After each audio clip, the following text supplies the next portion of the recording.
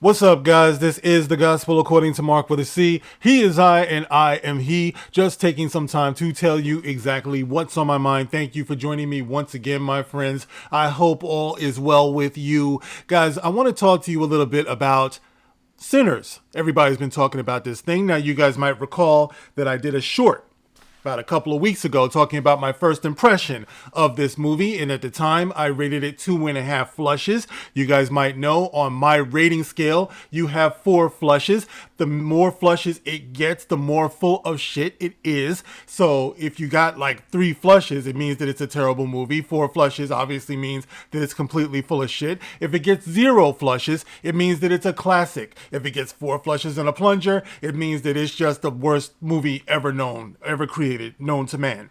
All right, so I gave it 2.5 flushes, which is kind of middle of the road. Now, considering how everybody is raving about this movie, you might wonder, Mark, what could you have possibly had a problem with this movie? At the time, I said that I had a few issues at the end of the movie, and I'm going to delve into a little bit of that now to expand upon it, since I have a little bit, just a wee bit of time, right? Something that I don't have a lot of these days. But I want to address a few things about this movie. Okay, first of all, I want to say that I do believe that the movie was expertly done on a technical level.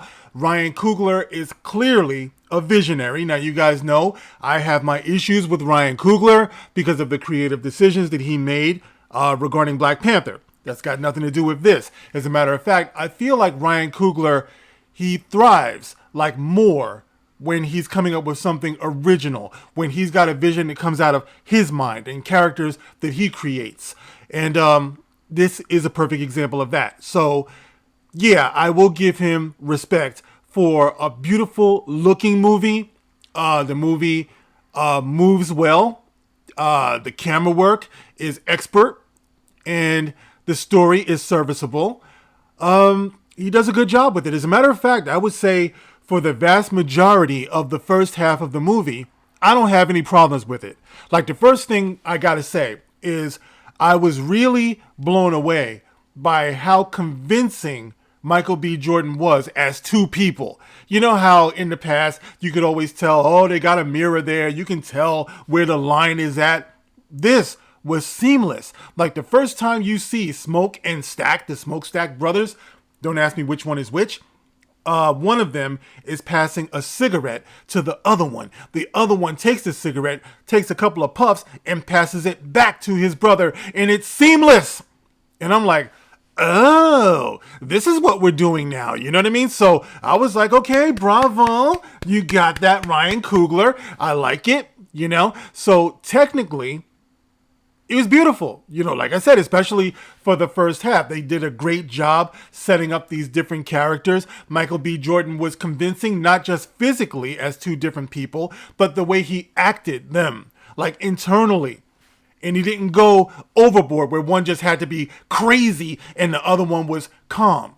You know, they still had their similarities as brothers, as twins, but you could definitely see there was a difference in demeanor. It was very, very subtle, but the way Michael B. Jordan played it, it was convincing, you know? So I got to give him credit for that. I got to give credit to Michael B. Jordan and Ryan Coogler as the director, right? So you also have Miles Canton, and I believe this was his very first role. I keep hearing people say that, who's playing their little cousin Sammy. And I think he already had a background in music. Somebody told me that he was on stage performing with her. And his musical talents are on display here. When he starts singing, he's got a voice of an old soul. He's totally convincing singing the blues, you know. So he is their little cousin. And like I said, when we're introduced to him in the very beginning, it's one day ahead in the future. And he looks like he's been through hell. And we're told that he's got an issue with his father. Now, this is an age-old thing in the black community where you have a lot of your R&B artists that come out of the church. And there's always been a warning about secular music. There's always been a warning about playing music that appeals to people's lower nature, if you will. So his father gives him that warning that, boy, you keep on messing, knocking on the devil's door, the devil's going to follow you home, all that stuff. So he's giving him that warning. You heard this with like people like Marvin Gaye, like all those artists from Motown. They all had their beginnings in the church. Luther Vandross, Whitney Houston. So you have that here. Like, how much do you want to delve into this, and how far do you want to go from your religious roots? So that's kind of at the heart of this whole story. How music can be used. I have a little bit more to say about that in a minute. But rounding out the cast, you have Delroy Lindo, right? Delroy Lindo. And this guy, man, I am guilty of taking him for granted. Like, everything you see Delroy in, he rocks that shit, boy. He's like, he elevates everything, every single thing that he's in. And this is no different. He's playing, this old guy. I think he's like drunk or something like that or whatever, or he's a drunk. But, he has this one scene where it's him, Michael B. Jordan, like one of the brothers, and Sammy, and they're in a car, and he's telling a story, and it's a sad story, it's a tragic story, and it's a painful story. You can tell it pains him to be telling this story. But in the middle of telling this story, or after he tells the story, he digs down deep and comes up in a song, He starts singing, and it just reminds me of something my mom used to tell me, like back in the day, when she talked about like old Negro spirituals, how a lot of it had to deal with pain. Like the pain that we used to hold in the helplessness that came from being servants, being slaves, and not being able to do shit about it, So a lot of that pain in the generation after generation came up in song. So when Delroy Lindo was singing, and he was singing after he told this tragic story, I was like, that is awesome, man. He's like swallowing the pain, and he's coming up with, and you just hear like how the blues get started, like 12 o'clock midnight, like there's pain in there, you know what I mean? A lot of times we take for granted the blues and how those instruments are played, but there's real emotion behind that. And Delroy nailed it, you know what I mean? So you got him, you got Haley Steinfeld. And let me tell you something. Haley Steinfeld is a revelation in this movie. Like, I've always had what I call an inappropriate crush on Haley Steinfeld, because I was never clear how old she is. Like, I know she's young and everything, so I didn't want to be like, yeah, she could get it, you know what I mean? But watching this movie, bro, she could get it, man. Like, I've since come to find out that she's like 28 years old or something like that. So it's safe to say Haley Steinfeld can get it. Yeah, I'll steal that pussy. Yes, I will. The way she reads her lines, man, are amazing. She's totally convincing as this southerner, and she's also supposed to be of a deep mixed breed. So she's not just like, she's not white per se, but she's mixed. And of course, Haley, I believe in real life, she's mixed as well. I don't know what percentage. I don't deal with stuff like that. But the point is that she nailed her role as well. So there's a very strong ensemble cast here. And the first part of the movie deals with them putting this together, because the Smokestack Brothers want to open up this juke joint, which was what they used to call the club back in the day. Go shorty, it's your birthday. But back then it was the juke joint, They was up in the club. And they want to do this. So they bought the club. They bought it. I think they're like renovating a barn or something like that. And the guy who sells it to them, you can tell there's some animosity. It's a white guy and everything. But we'll get into the role that white people play in this movie in a minute, because that is the cause of some controversy, I believe, surrounding the movie. There is a question whether or not this movie is anti-white, because I'll tell you this. I don't get into numbers when it comes to movies. It's the most boring thing in the world. I don't give a shit how much a movie makes. I don't care whether somebody considers it a bomb or a flop. The only thing I care about is, am I not entertained? That's all I care about. All right. So I've liked plenty of movies in the past that have technically been considered a flop, but I enjoyed it. So to me, it was a blockbuster, and that's all that matters, because I'm the star of my show. You know what I mean? So anyway, I do have a theory about this, though. Now, I've heard people say that it should have opened up on a different date. You know, I know a lot of my Dark Council brothers, Fatal and Damaj and I, they say that it shouldn't have opened up on Easter weekend, you know, because the movie is called Sinners. So there's a lot of us who are religious or superstitious, maybe in the black community, who wouldn't go near a movie called Sinners on Easter weekend. Now, I'm sure that that is the case in some people's convictions and stuff like that. I don't think there's enough of us who are that much about their business, who stand on religious business that tough, where they wouldn't go see a movie that they want to see just because of the title and the weekend. When it comes to how big this movie was going to be, from the very beginning, I've said, listen, I know this might not be a popular thing to say, but a black-led movie today in 2025 is not the same as a black-led movie, not even in 2018, 2017. Things have changed. This is what I've been trying to tell brothers. I said the social climate has changed, okay? A lot of us can talk about superhero movie fatigue. We can talk about, what is the other one? It's superhero movie fatigue. It's Star Wars fatigue. I submit for your approval that there is such a thing as black movie fatigue. And I think we have a lot of that going on. I think that there's been so much race swapping. There's been so much virtue signaling. There's been so much racial turmoil and on the internet and things like that. I think that there is a push against black-led movies. It doesn't mean that it's racist. It means that it's a social condition. I think that we've been seen as black people, we've been seen as taking other people's culture, appropriating other people's characters and blackfacing them so much that it's kind of like, well, you took ours. Why should we support yours? You know, I think there's some of that going on. You know, like I said, doesn't make these people racist. I just think that there was a concentrated effort in Hollywood to race swap and virtue signal and identity politics so much that there's this natural backlash. And I think we see that. We see that with, the low priority of the Blade movie, of, just the way every black-led movie has been received. If you can point to me one black-led movie that is opened up big or you think is going to open up big in the future, please let me know, because I don't see that happening today. And it's not any one of our faults. I don't blame anybody. It's something that I've seen coming for a long time. You know what I mean? I've done videos talking about this. After the woke is over. I did a video about that years ago. After the woke is over. After the woke is done. What happens after woke? I think the video was called. After woke, nobody wants to hear about all of this stuff anymore, you know? So I think there's some of that going on. It doesn't mean that there's not white people watching this movie and all that stuff. Of course there is.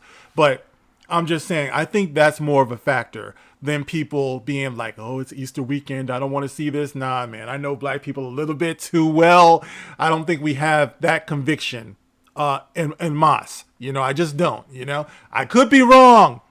The others could be right. But I'm just saying, for my part, that's the way I see it. Right? So the movie is playing out, and I think that it's a solid, strong movie. There's many good parts to it. It's got a great build-up. I think I mentioned in my initial impressions short that I did that it's easy to see the influences here. I see a lot of people talking about From Dusk Till Dawn. You know, I had also mentioned that you got some of Get Out in here. You got some of Skeleton Key in here. You know, there's so many influences that you can see on this. It's not like it's just an original idea. Right? But I do have to give credit to Ryan Coogler, because the difference is the music. The music. There's a concept here that I feel like there's a lot of people who are missing this concept. And it's more of a theory that I have about the role that music plays in here. Right? And that gets into the second half of the movie, where I feel like some things could have been done better. Now, I know that there's a lot of people who want to make this out to be some modern day classic and it's wonderful and it's great. And listen, it is. It's thoroughly enjoyable to me, right? But it's not above criticism. You know, it's not above seeing where some of the flaws are at here, plot wise, right? So I want to talk about this. For example, once it gets into the vampire stuff, and I've heard people say this, that once it gets into the vampire stuff, actually, that's where it starts to kind of like come down in quality a little bit, right? And I agree with that, because once things jump off, right, and people start getting turned out into vampires and stuff, I had a question. Like, it seemed to me that it was getting repetitive once the first person was knocking at the door, waiting for an invitation, right? I think they did that something like 3 times, maybe even 4, where they kept having this scenario where somebody was waiting for an invitation. Okay, we get it. A vampire can't come in unless you invite them, right? It's getting hot in here. But they kept doing it, you know? It's like, and my thing is, okay, it's getting repetitive at this point. You know, we get it. Now you got to get a little bit more inventive with how you want that invitation. You got to get a little bit more inventive with how they're going to go outside, because it just started to get flimsy. Why would the Asian guy go out to get the car when he knows there's some freaky shit going on? You know what I mean? Like, it's getting crazy. You have the woman on the inside, and she knows about vampires. She knows that they have to get an invitation. She knows about garlic. She knows about the stake in the heart. And why would they not know that once the sun comes up, they're good? They'll be okay. And it seems to me that the vampires didn't have any intention of going to town. They were all standing around outside the barn, outside the juke joint, right? They weren't going to go into town. So there's no more conflict at this point, right? They could have just waited it out. I know the Asian lady, she was worried about her daughter. They weren't going to town. They should have, you know, if they wanted to feed, you think they would have been like, okay, everybody, we're going to town and we're going to get everybody down there. But no, they were dancing around outside. They weren't leaving. So there was no real sense of urgency there, which made everything from that moment seem contrived to me, right? I could see if, let's say they were trying to force them to come out. Like, I don't know. They could have started a fire to force them out, you know? But that wasn't happening, you know? So I was feeling it was getting kind of flimsy at that point, you know? Like, it was just, there was a lot of repetition that was happening, right? The vampire made it known, the main vampire, what was his name? Remick, played expertly by Jack O'Connell. You know, he made it known that he was interested in Sammy for the music, right? And this is where my theory about the music comes in, guys, because I haven't heard anybody say this, so pay attention. In my mind, I feel like the music was the key to it all, right? I feel like if there's a real life vampire, a vampirism in this world, it's music, right? They made it a point to show that brilliant scene where they were showing how every form of pop music originates from the blues, right? They showed it. I love that scene. Up until then, I'm like, okay, where are we going with this? Where are we going with this?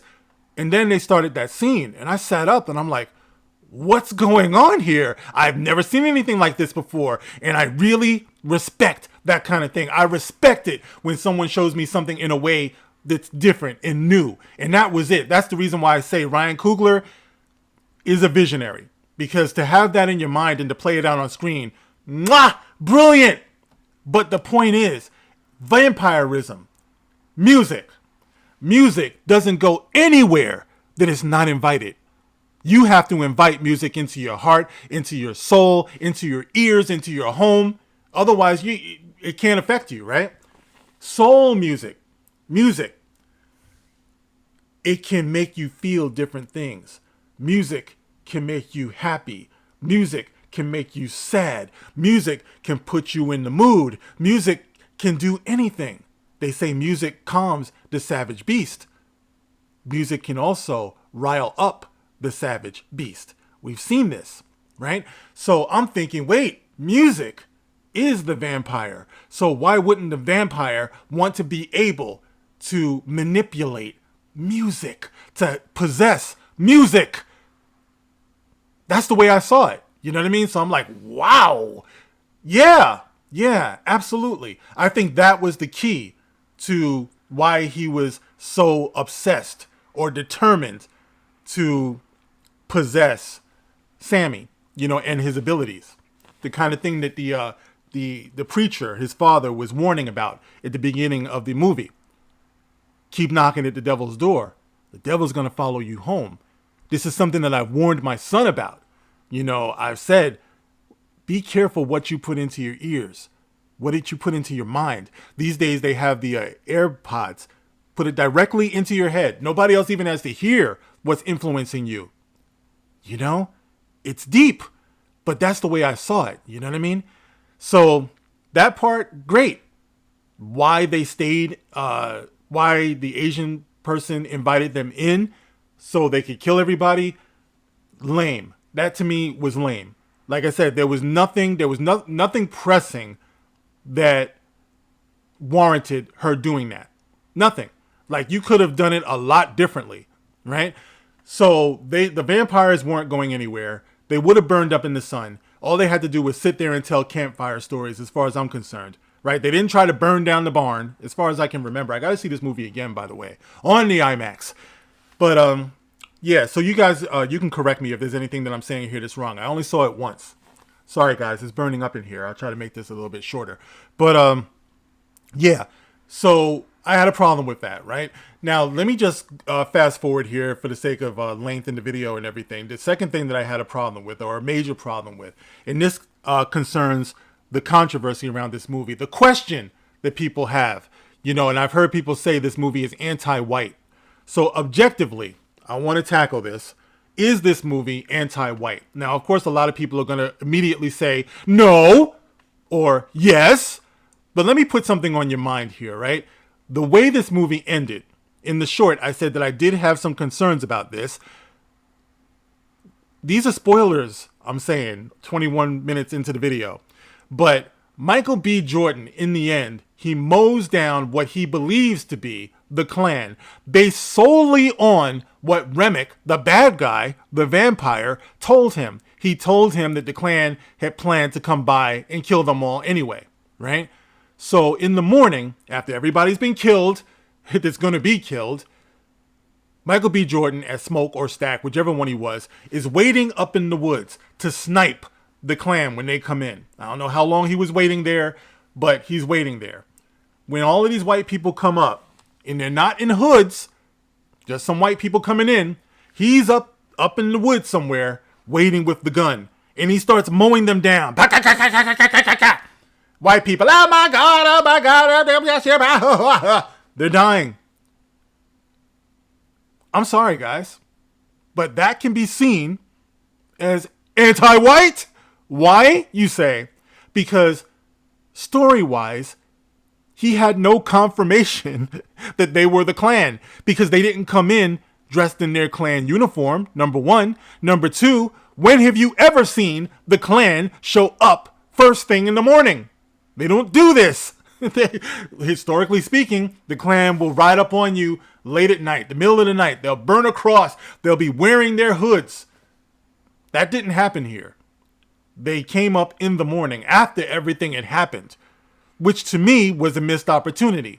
It doesn't take a lot, right, to see where this could have been done differently. Let's say you had the character of Cornbread. Okay, Cornbread was turned. He was attacked. He was bit. He was a vampire. Remember, he couldn't get in. He was waiting for an invitation. He couldn't get an invitation. Let's say Cornbread the vampire is roaming around the woods. The Klan comes up because they're going to go burn him out. Now the Klan, in my version, the Klan has their Klan uniform, so there's no doubt about what their intentions are. They see Cornbread. What we got here, boy? We got this boy, the big boy over here. String him up. So they're going to string up Cornbread, unaware that he's a vampire. As they're stringing him up, he attacks the Klan, or one of the Klansmen. He bites him. Oh my God. What's going on? Now, isn't this a freaky thing? You got the Klan who are vampires, or at least some of them, okay? Now, they're descending on the juke joint. They're descending on the barn, right? They get what they deserve at this point because you've identified them as the Klan. They're hateful. They're coming to kill people. You know this because you saw they were in the process of trying to kill or lynch Cornbread. But instead, he turned them. Maybe even some of them escape and they have to cooperate with the black people or some of the survivors in the barn. Wouldn't that be something? Wouldn't that be a scenario reminiscent of the old movie The Defiant Ones back in the day, starring Stony, I've been watching too much Flintstones, Tony Curtis and Sidney Poitier. If you remember that movie, The Defiant Ones, where a racist white guy had to work with a black guy because they were on a chain gang and they were handcuffed together and they were fugitives, right? You have a scenario that's reminiscent of that. To me, that would have been far more compelling than a gratuitous scene at the end where Michael B. Jordan indiscriminately guns down a bunch of white people on sight just because they're white and he believes them to be the Klan. And for some reason, just them being the Klan means they got to die. Even though it wasn't their fault what happened with the vampires. Why would he make it a point to wait there and kill them? What did they do? I know they're the Klan, but it's just like people who believe just because you call them the N-word, you have the right to attack them physically. No, I'm sorry. That could be seen as anti-white. Let's say it was the other way around, and you had some gang members who were outside of a so-called white club, you know, from back in the day. And they were there, and they had to go through the same thing. And they just gunned down these gang members indiscriminately. Would we still be cheering for that scene, or would we be like, yeah, that's kind of fucked up, bro? It's like they just shot down some black people for no reason. They ain't even do nothing. They might have been gang members, but they ain't do nothing. They might have been the Klan. They ain't do nothing. You know what I mean? So for people who would say that there's an anti-white aspect to this, I would say that those fears are not unfounded, not for the reasons they might think, because just because Remick is white doesn't make it anti-white. So just because the vampire or the main vampire is white doesn't make it anti-white. It's that scene, to me, that kind of manipulates anti-white sentiment right there. You know, you let me know, but think about it before you let me know. All right? Because I'm pretty sure I'm on to that, right? So it's for those reasons, right, that I just feel like the movie, while good, it's not great because they missed some opportunities that they could have used. Now, Ryan Coogler told the story that he wanted to tell. And like I said, it was done masterfully for the most part. I really do respect his vision. I really, really do. So don't come to me talking about I'm a hater. No. All right. I've had my criticisms of him because of his creative decisions in Black Panther. But as you can see, I am not above giving him his credit where credit is due. He did a fantastic job here, but he's still got some growth to do because you didn't have to put that scene in where they mowed down the Klan. That wasn't necessary, where they mowed down these white people, right? Sorry, it's just the truth. They were not even identified as the Klan. Like I said, the only thing he had to go on is what the vampire told him. The vampire told him a lot of things, you know, but it's a vampire at the end of the day. So this is the reason why I gave it 2.5 flushes, because there was indeed some shit in there that I felt kind of backed it up a little bit. They kept it from being great. So Ryan Coogler, Michael B. Jordan, applause to you. Haley Steinfeld, if only. Anyway, I give them all the credit in the world, but I want to see them do a little bit better. And it's scary to think that they could do better because they did a fantastic job here. But you can elevate something from good to great if you just put a little bit more thought into it.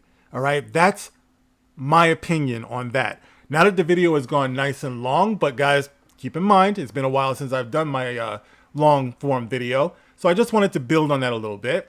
You guys can get in the comment section and let me know what you think of the points that I've made here.